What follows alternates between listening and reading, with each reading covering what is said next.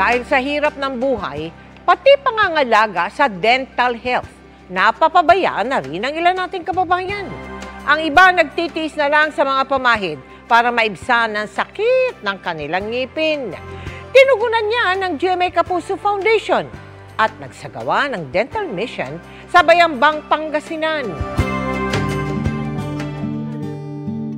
Tuwing sumasakit daw ang ngipin ni Janjan, liniment oil o pamahid para sa masakit na kasukasuan ang kanyang ipinapahid sa pisngi.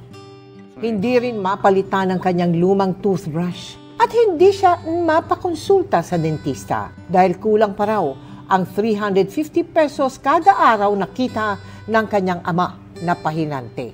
Pag sumasakit po yung ngipin niya, humihiga na lang po siya, tsaka po siya iiyak, nagmumumog po siya ng asin, tapos nagpapahid po siya ng mga manghang na pamahid.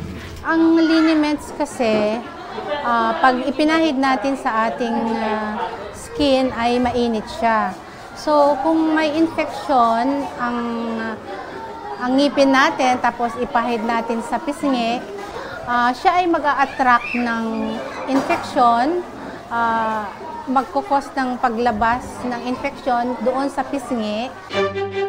Sa ilalim ng ating Linis Lusog Kapusong Kabataang Project, katuwang ang Philippine Association of Private School Dentists.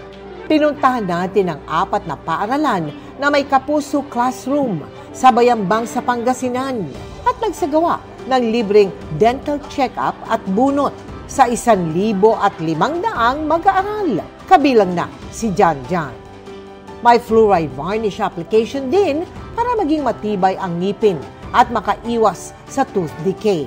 Nagbigay rin tayo ng hygiene kits at vitamins. Maraming salamat po, di nasasakit ang ngipin ko at makapag-aral ako ng mabuti.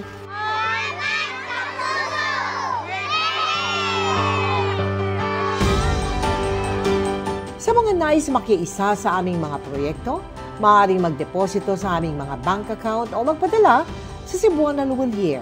Pwede ring online via GCash, Shopee, Lazada at Globe Rewards.